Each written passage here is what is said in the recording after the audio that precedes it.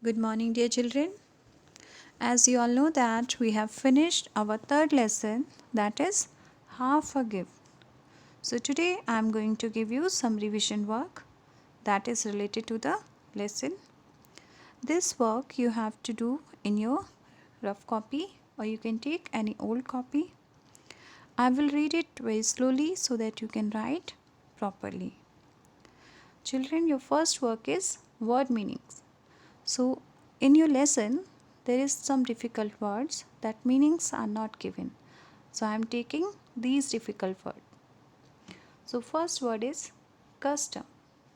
Custom means tradition, or in brief, you can say a way of behaving or doing something which has existed for a long time.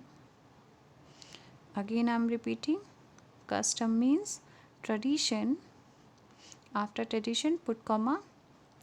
A way of behaving or doing something which has existed for a long time. Okay, now come to next. Fortunate. Second one is fortunate. Fortunate means lucky or you can say blessed. So fortunate means lucky, comma, blessed. Now third one is tip. Tip, tip. Tip means is a sum of money given directly to someone for performing a service. Tip means is a sum of money given directly to someone for performing a service. I'm giving you one example. Just like in restaurant or hotel, we are giving some money to waiter, extra money, that is called tip. Okay. Now fourth one is encouragement. First you write this spelling ENCOURAGEMENT.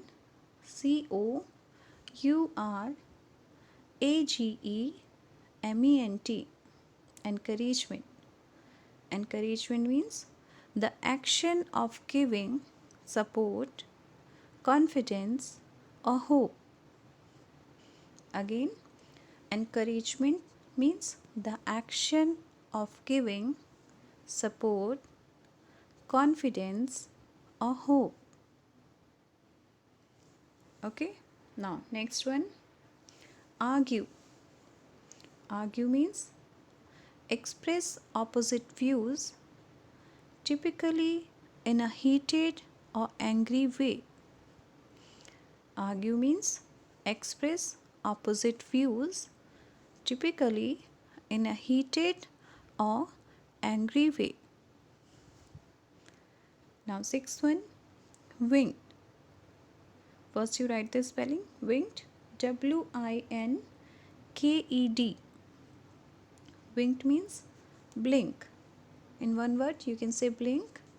In brief, close and open one eye quickly. Again, I am repeating. Winked means blink, comma, close and open one eye quickly. Now come to seventh one. Seventh is pail. PAIL, pail. Pail means a bucket. Okay, pail means a bucket which we are using in our washroom or bathroom for filling water. Okay, so pail means a bucket. Now, eighth one is again pail, but the spelling is different. PALE. This pale means having less color than usual, typically as a result of shock, fear, or ill health. Again, I am repeating pale, PALE, pale, having less color than usual, typically as a result of shock, fear, or ill health. Okay, I'm taking both the pill so that you can understand the difference between them. So ninth one is disappointment. First you write the spelling DISAPPOINTMENT. Okay, disappointment means sadness or displeasure caused by the non fulfillment of one's hope or expectation. Again, I am repeating, disappointment means sadness or displeasure caused by the non fulfillment of one's hope or expectation. Now, 10th one, sobbing. Sobbing means noisy crying. Sobbing means noisy crying. When child or people crying and talking while crying, they saying something that is called noisy crying or sobbing. So your next work is now fill in the blanks. For doing this fill in the blanks, you have to do, again you have to listen all the videos related to this chapter. Okay, so first sentence is, our father worked as a dash in a small factory. Our father worked as a dash in a small factory. Now second one, a small dash shop opened near the street. A small dash shop opened near the street. Now third one, I didn't want any dash for what was not mine. I didn't want any dash for what was not mine. Now fourth one, the dash was full of love. The dash was full of love. Now fifth one, mother was dash scrubbing the floor. Mother was dash scrubbing the floor. Now sixth one, father soaked the dash of dirty water up with the mop. Again I am repeating once again. Father soaked the dash of dirty water up with the mop. Now the third work is